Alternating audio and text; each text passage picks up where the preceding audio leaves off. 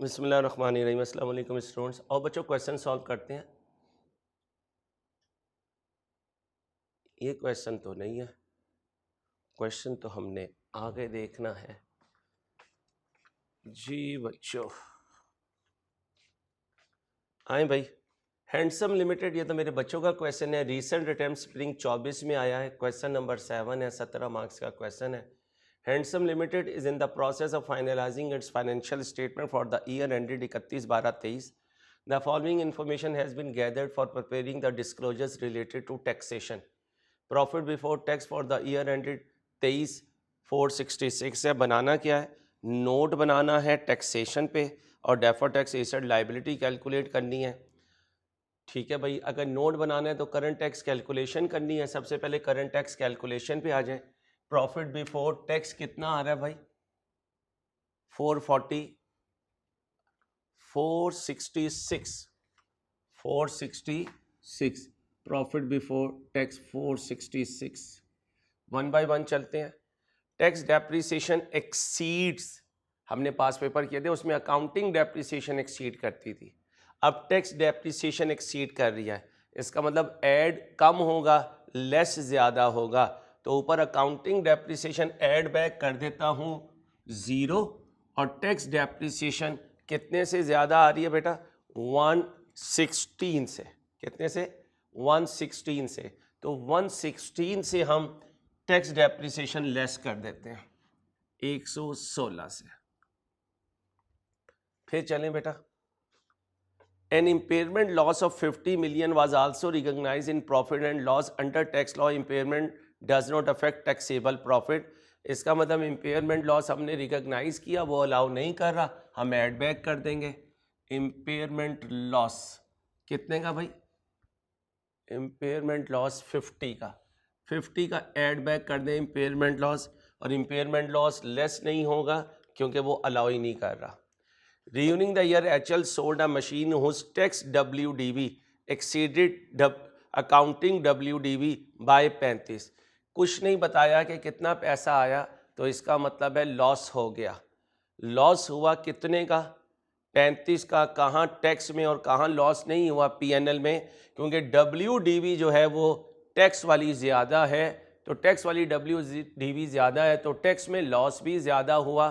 तो फिर इसका मतलब अगर लॉस हुआ तो टैक्स वाले हमें अलाउ करेंगे, टैक्स वाले हमें अलाउ करेंगे, और अकाउंटिंग लॉस हमने ऐड बैक करना है। ऑल दो अकाउंटिंग लॉस मैं 0 रखूँगा। ये कैलकुलेशन मैंने आपको इस तरह सिखाई हुई है। बैलेंस BD लूँगा, IFRS का बैलेंस CD लूँगा, डेप्रिसिएशन लूँगा, इम्पेयरमेंट लॉस लूँगा, डिस्पोजल पर चीज़ें लेकर जाऊँगा।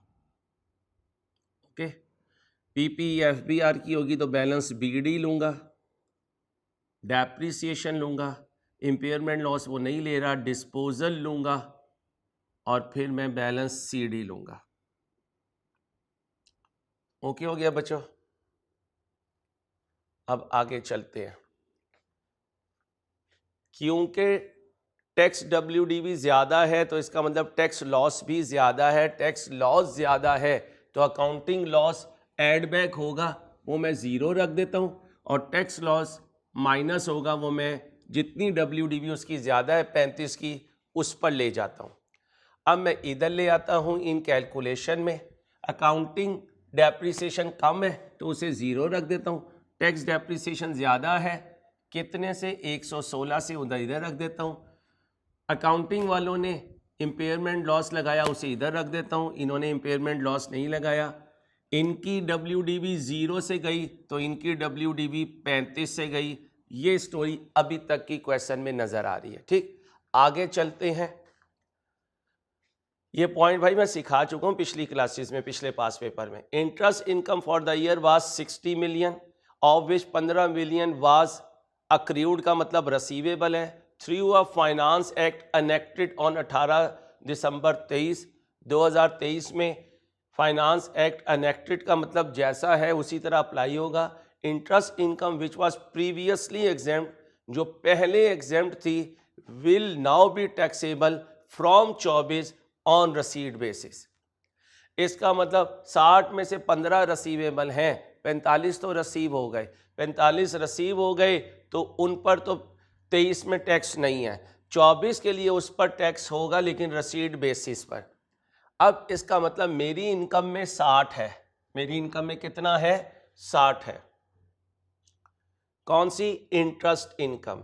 अब इंटरेस्ट इनकम अगर 60 है, इंटरेस्ट इनकम 60 है तो मेरे पास दो चांस है, दो स्टाइल हैं। एक तो ये बात है कि करंट पीरियड में कोई टैक्स लगना ही नहीं है। क्यों नहीं लगना, रसीड बेसिस पे लगना है। और 45 पे टैक्स नहीं लगेगा। वहाँ पे पढ़े ज़रा 45 क्या है, 45 एग्जेम्प्ट इनकम हो चुकी। अगर 45 एग्जेम्प्ट इनकम हो चुकी बेटा, तो इसका मतलब है इस कैलकुलेशन का मेरे पॉइंट ऑफ व्यू से दो रूटीन है। एक बात तो ये है कि मैं इंटरेस्ट इनकम एग्जेम्प्ट कर देता हूँ 45 से, ये तो एग्जेम्प्ट की वजह से हो गई, ठीक है। बाकी 15 भी मैं निकाल दूंगा। बाकी 15 क्यों निकालूंगा, क्योंकि वो रसीवेबल है इसलिए टैक्स नहीं होगी। 45 इसलिए लगाई कि एग्जेम्प्ट है, 15 इसलिए निकाली क्योंकि वो रसीवेबल है, रसीड बेसिस पर उसे टैक्स लगेगा।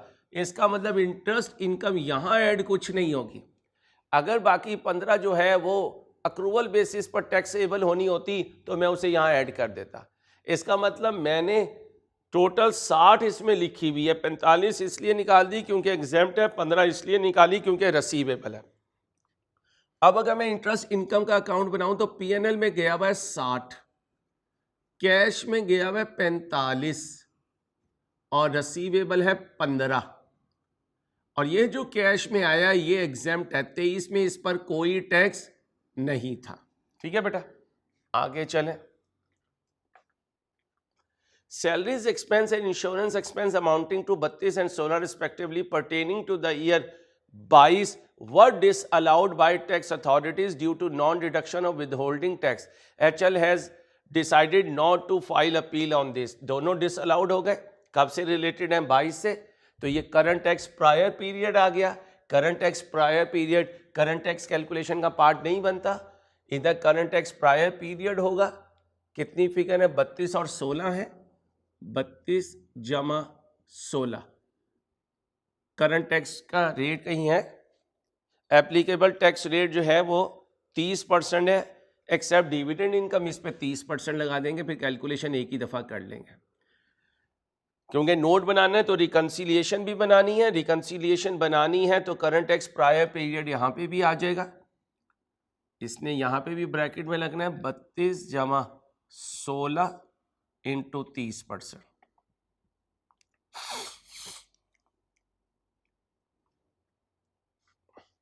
Dividend income for the year 28 है, डिविडेंड इनकम 28 है। Dividends are taxable at a reduce rate of 10%। इसका मतलब इसमें हमने 28 ऐड किया हुआ है, उस 28 को हम बाहर निकाल देंगे क्योंकि उस पर रेट डिफरेंट है, ये आ गया।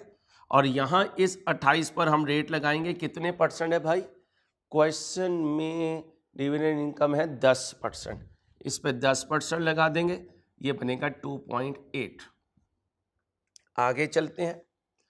स्टोर्स एंड स्पेयर्स, स्टॉक की बात हो रही है।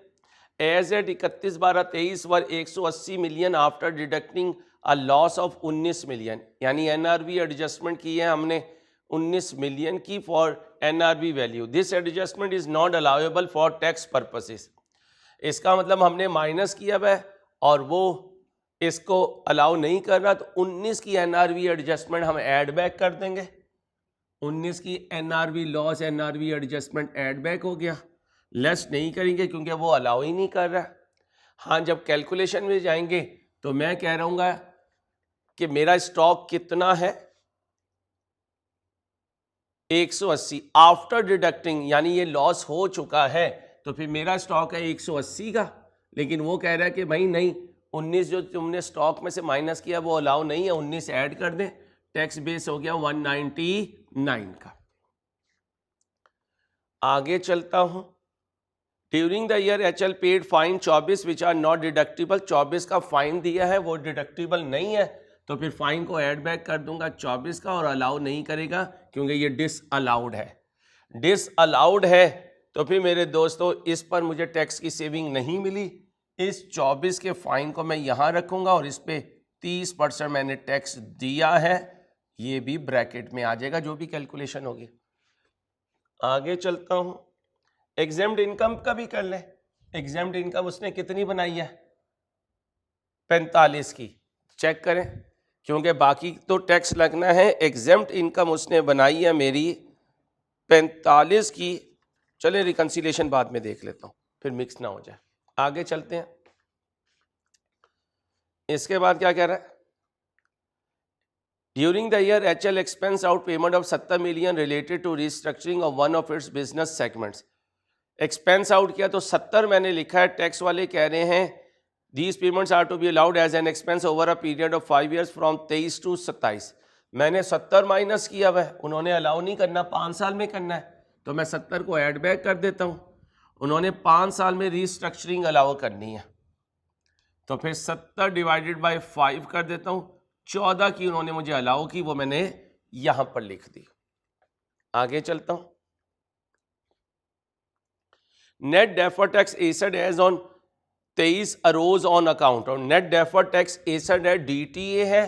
अगर DTA है तो इसका मतलब है यहां बैलेंस BD आएगा साल के पहले दिन। कितना है डेफर्ड टैक्स एसेट?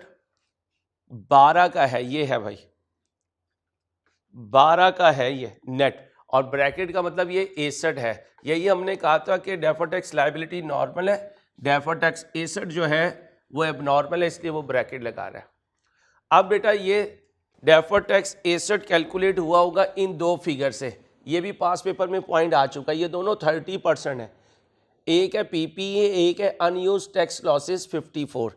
दोनों की ओरिजिनल पे जाते हैं और इनको ऐड बैक करते हैं। अब जब ऐड बैक करेंगे तो डेफर्ड टैक्स कैलकुलेशन यहाँ ले आते हैं।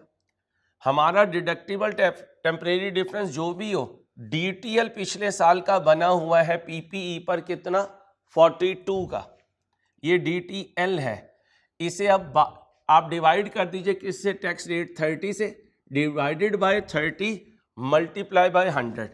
42 डिवाइडेड बाय 30 इंटू 100।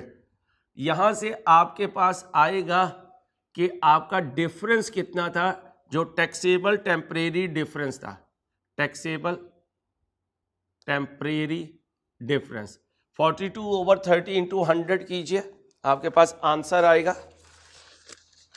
जल्दी से कीजिए मेरे दोस्तों, कुछ लोगों को बड़ी जल्दी है, उनकी चाची उनका वेट कर रही है और वो कह रहे हैं अंसारी साहब आपने आज भी क्लास रख ली है। बस क्या कर सकता हूँ, उनके दर्द का मैं क्या इलाज करूँ, उनको मैं कैसे रवाना करूं। ये आ गया मेरे चंदा। अब 140 का टैक्सेबल टेम्परेरी डिफरेंस है। अब मेरे दोस्तों अगर ये 140 का टैक्सेबल टेम्परेरी डिफरेंस है तो फिर अनयूज टैक्स लॉसेस, इसकी वजह से डेफर्ड टैक्स एसेट बना हुआ है 54 का पिछले साल। डेफर्ड टैक्स एसेट ये 30% करें, रिवर्स करें, 54 ओवर 30 इंटू 100। देखें ज़रा डिडक्टिबल टेम्परेरी डिफरेंस कितने बने? 180। 180 डिडक्टिबल टेम्परेरी डिफरेंस 180। ये दो फिगर्स आपके पास तैयार हो गई ओपनिंग से, ये दो फिगर्स आपके पास तैयार हो गई भाई ओपनिंग से।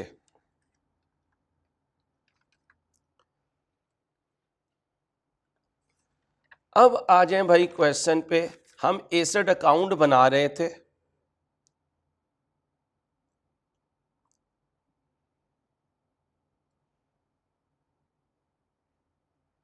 और वो हमें कुछ बता रहे हैं। चलें जी,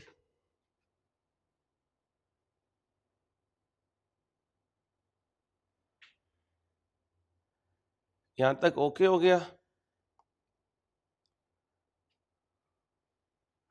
आगे बढ़े भाई क्वेश्चन। अब आ जाओ बच्चों, आप कह रहे हो 140 का टैक्सेबल टेम्परेरी डिफरेंस है, इसका मतलब कैरिंग अमाउंट ज़्यादा है, टैक्स बेस कम है।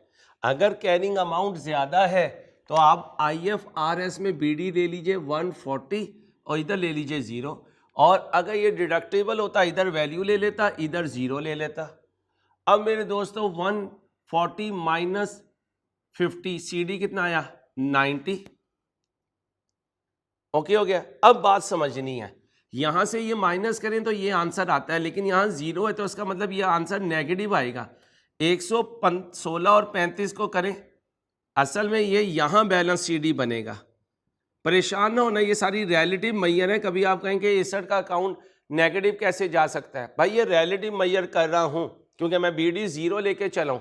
मुझे भी पता है डेप्रिसिएशन हुई है तो यहाँ कोई वैल्यू है, लेकिन हमने इनको इस तरीके से लेके चलने है कि यहाँ कहानी बने। अब जरा देखें, अगर मैं करंट पीरियड में PP लिखूं तो अकाउंटिंग बेस लिखूंगा 90 की और टैक्स बेस 151 की लिखूंगा, लेकिन ब्रैकेट लगाऊंगा। क्यों ब्रैकेट लगाऊंगा? क्रेडिट क्लोजिंग है। अब जब ब्रैकेट लगाऊंगा तो फिर ये नहीं कहना कि ये कम है ये ज्यादा है, ये नेगेटिव है, इसका मतलब यही ज्यादा है, ये नेगेटिव है। ये पहले 0 पे जाएगा फिर पॉजिटिव पे जाएगा, इन दोनों को जमा कर दें तो टैक्सेबल टेम्परेरी डिफरेंस बन जाएगा। देखें कितना बना 241 का, 241 का, और ये बना टैक्सेबल टेम्परेरी डिफरेंस। लॉजिकली चलेंगे तो इंशाल्लाह चीज़ें जो हैं वो प्लस माइनस वाली साइन जो हैं वो आप उसको मैनेज करने में कामयाब हो जाएंगे। 241 आ गया और टैक्सेबल टेम्परेरी डिफरेंस बन गया। आगे चलें। ड्यूरिंग, ये आपकी पूरी अटेम्प्ट का ये नया पॉइंट है, ध्यान से। ड्यूरिंग बाइस HL incurred a tax loss of 284 against which HL expected at that time to be able to utilize 180 million against future taxable income। कहता है मैंने 180 समझा कि मैं सेट ऑफ कर सकूंगा, इतना ही प्रॉफिट आएगा, लेकिन प्रॉफिट अगर ज्यादा आ गया और आप पूरी अमाउंट को एडजस्ट करते हुए तो इस साल आप पूरे ब्रॉड फॉरवर्ड लॉसेस 284 को एडजस्ट करेंगे। आए देखते हैं टैक्सेबल प्रॉफिट कितने बनते हैं, क्या ये 284 को एडजस्ट करने की पोजीशन में हैं या नहीं है। देखें अगर हैं तो ठीक है, नहीं तो फिर 284 तक ही एडजस्ट कर सकेंगे, 180 तक ही एडजस्ट कर सकेंगे। करें कैलकुलेशन टैक्सेबल प्रॉफिट्स की।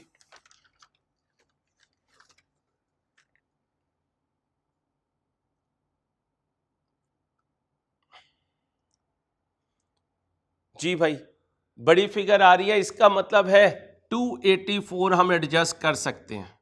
284 एडजस्ट करने में हमें कोई प्रॉब्लम नहीं है, कर दीजिए एडजस्ट।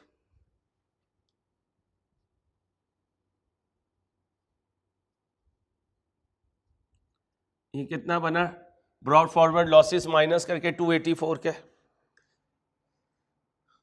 करना है यार। 376 माइनस 284, 376 माइनस 284। कैलकुलेटर नहीं है तुम्हारे पास, ये भी मुझे ही करना पड़ेगा।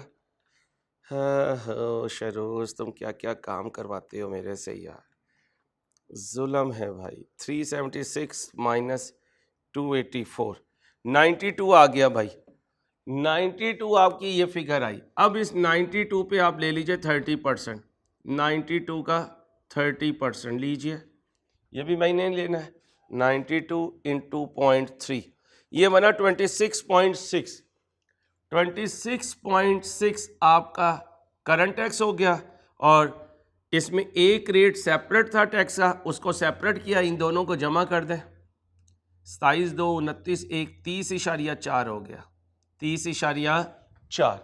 ये आ गया आपका करंट टैक्स भाई। अब चलते हैं डेफर टैक्स की कैलकुलेशंस की तरफ। डेफर टैक्स में हमने जो जो फिगर्स लिखनी है वो 1 बाय 1 देख लेते हैं।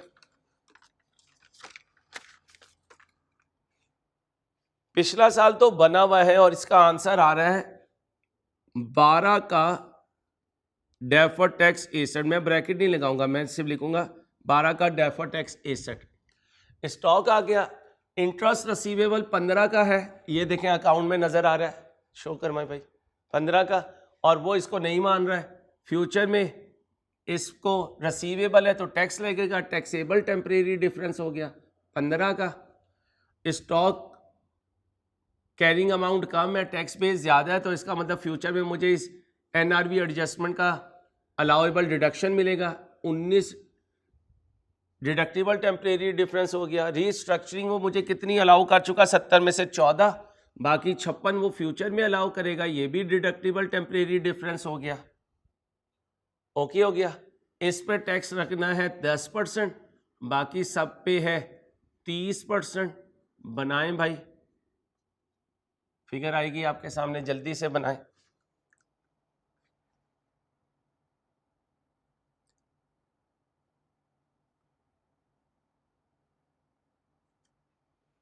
इंटरेस्ट रिसीवेबल पे कितना रेट है?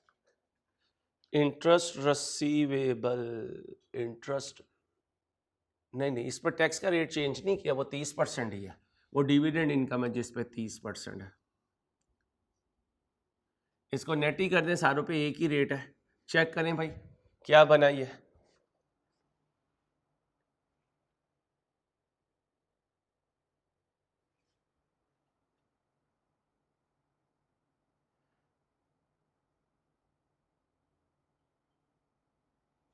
जल्दी से चेक कर लें, DTL बना है या DTA बना है।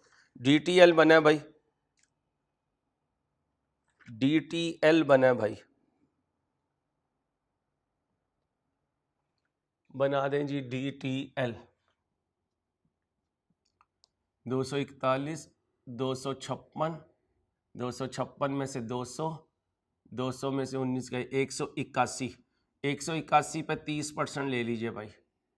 181 पे टैक्सेबल टेम्परेरी डिफरेंस है। 181 पे 30%, 181 का 30%, 181 इंटू 0.3, 54.3 आ गया DTL। 54.3 आ गया DTL, 54.3। अब आ जाए, ओपनिंग ये था, DTL इधर आ गया 54.3, 54.3। अब देख लें टैक्स रेट की वजह से कोई चेंज तो नहीं आया, पिछले में टैक्स कुछ और हो, इसमें कुछ और हो, ताकि हमें पता चल जाए डेफर्ड टैक्स में कोई और इफेक्ट तो नहीं आ रहा। जी नहीं, नथिंग एल्स। अब कैलकुलेट कर लीजिए डेफर्ड टैक्स। ये ज़्यादा हुआ, जमा कर दें 66.3। डेफर्ड टैक्स लायबिलिटी क्रेडिट हुई और डेफर्ड टैक्स एक्सपेंस जो है वो डेबिट हो गया। अब नोट में जाना है, नोट में आ जाए। नोट में आएंगे तो ये सारी कहानी बना के करंट टैक्स एक्सपेंस कितना बना, 30.4, 30.4 ब्रैकेट लगा दीजिए। करंट टैक्स एक्सपेंस बन गया 30.4। डेफर्ड टैक्स एक्सपेंस कितना बना, 66.3, 66.3, ये भी ब्रैकेट लगा दीजिए। 32 जमा 48, 48 का 3 कीजिए, 4.8, 2.6, 14.6। डिसअलाउड की वजह से जो हमें प्रायर पीरियड टैक्स लगा वो कितना लग गया, चेक कीजिए, 14.4। 32 जमा 48, 14.4। तीनों को जमा करें भाई साहब, कैलकुलेटर लेकर आया करें। तीनों को जमा करें, 30.4, 66.3, 14.4, 111.10, 111.10 बेटा ये आ गया। अब भाई प्रॉफिट बिफोर टैक्स कितना था, 466। टैक्स का रेट 30% है, लगाएं कैलकुलेटर पे। 139.8, 139.8 लगा 30% पे। 24 का 30% कितना बना, 2 तिया 6, 7.2। कैलकुलेटर से चेक कर लेते हैं यार, मसला ना पड़ जाए बाद में। ठीक है, आगे चलें। अगली आइटम क्या है, करंट टैक्स प्रायर पीरियड, ये 14.4। एग्जेम्प्ट इनकम कितनी हुई है, 45 की, क्योंकि 15 की तो फ्यूचर में होगी, और इस पर टैक्स का रेट बचा 30%। देखें 45 का 30% आपको कितना फ़ायदा हुआ, 13.5 ये आपकी सेविंग है 13.5 की एग्जेम्प्ट इनकम पे। Effect of low tax rate, कितने की इनकम थी जिस पे लो टैक्स लगा है? 28 ज़रब 10% 2.8 की ये आपको सेविंग हुई है 2.8 की।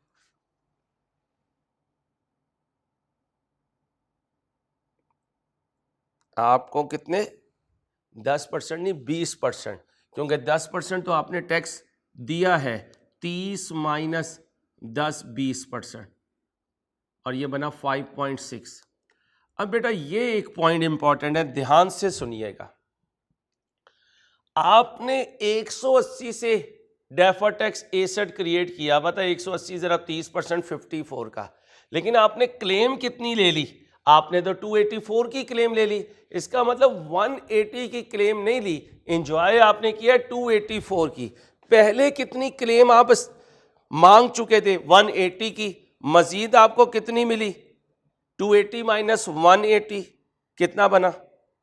104, और इस पे 30% आपको टैक्स की सेविंग मिली। दोबारा मिले, आपने 180 की सेविंग क्लेम की हुई थी, आपने 284 की सेविंग ली है। इसका मतलब आपने 284 माइनस 180 की सेविंग ली है 30% के हिसाब से। ये बना 104। 104 का 30% लें, सेविंग कितनी बनी? 31.2। ये भी आपकी सेविंग है 31.2। अब देखिए कितना बना, चेक कीजिए भाई। पहली फिगर बताएं। 139.8 7.2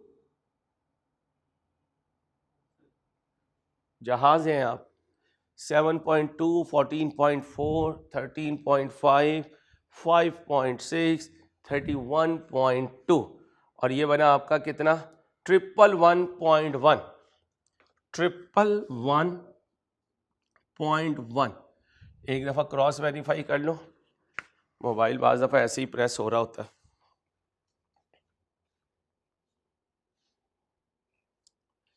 $466 minus 139.8 minus 7.2 minus 14.4 minus 0 plus 13.5 plus 5.6 plus 31.2।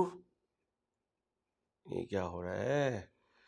466 plus 13.5 plus 5.6 139.8 plus 7.2 plus 14.4, ठीक है, माइनस 13.5 माइनस 5.6 माइनस 31.2। चेक कर यार, कैलकुलेशन तो नहीं गलत कर रहा। लो बच्चों, कैलकुलेशन ओके हो गई। ख्याल रखिएगा अपना। रीसेंट अटैम्प्ट 24 जो थी वो भी मैंने आपको फॉरवर्ड कर दी है। इंशाल्लाह आगे मुलाकात होगी।